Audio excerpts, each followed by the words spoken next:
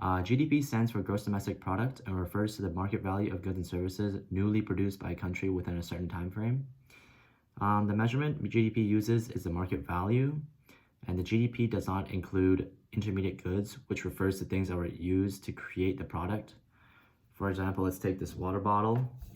The value of the material that was used to create it is not included in GDP. Only the value that the end user bought, or me in this case, is used.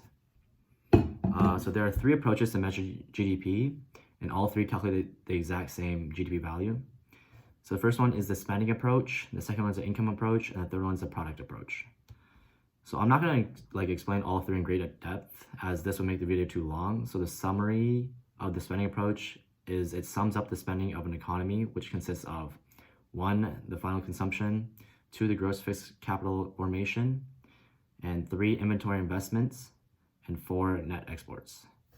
So, and the income approach, it consists of the compensation of employees, gross operating surplus, gross mixed income, and the taxes minus the subsidies.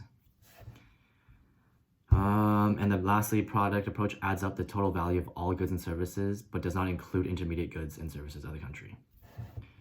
So GDP per capita refers to the average GDP per person of a country. And the GDP inflator is a type of price index.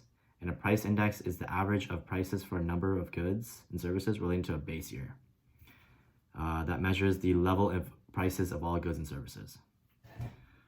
So flaws towards GDP is 1, it neglects the existence of an underground economy when people lie or refuse to report their earnings to the government. In some countries such as Greece and Italy, the underground economy is estimated to make up around 20% of the country's GDP, which makes GDP not a reliable indicator of a country's well-being.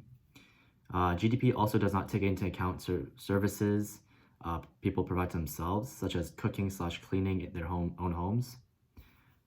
This is considered to be a service, so it should be included in the GDP. However, it is excluded, so it misses these values. 3, the government spending should also be taken into account. However, this is also ignored by GDP as government services do not use market values. So you can't really measure them. So like the police or like community services, or community services. And lastly, income inequality is also not taken into consideration when dealing with GDP. In some countries, a small portion of the country's population holds an absurd amount of wealth compared to the rest of the population, which makes it unfair for the rest. Thank you.